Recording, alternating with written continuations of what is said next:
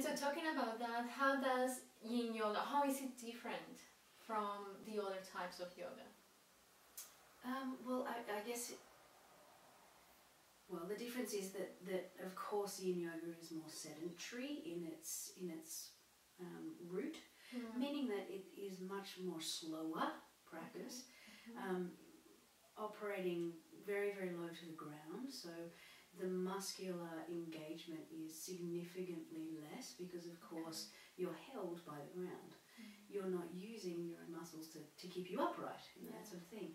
But of course, like in any practice, there is a yin and yang aspect to that, and of course you're going to be using your muscles in a yin practice, otherwise you'd be floppy and amoeba-like, and it's not, you know, it would be unusual.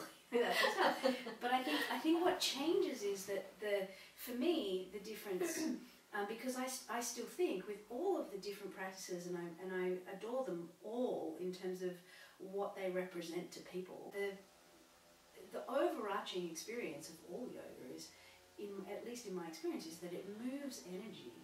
That and you do that by contracting, releasing muscles, by movement itself. And so I think that the biggest difference that I could, the plainest difference that I could show you was that you're not moving as much. So, you know, that you're holding poses for a lot longer. You know, anywhere from 3 to 5 to 10, depending on the audience that's in front of you and what the level of their practice is.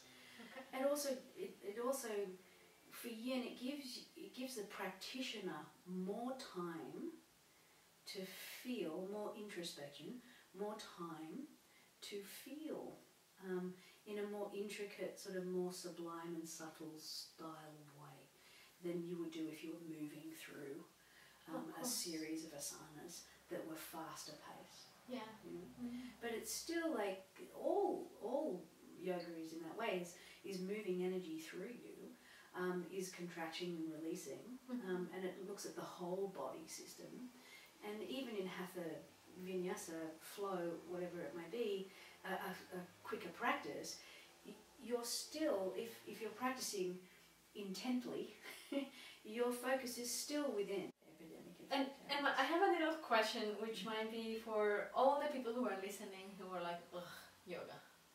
Yeah, fuck yoga. So, exactly, yes. Sorry, your listeners are used to me swearing. My mum hates it. So, could Yin Yoga benefit people who don't like yoga? Of course, yes, of course. I think because it is such a very different practice. What we hear a lot in yoga, and this is fine too, is that I've come here to stretch. Cool. So that depends what you mean by stretch. What are you stretching? Yeah, exactly. Your awareness. Awesome. But I do think it.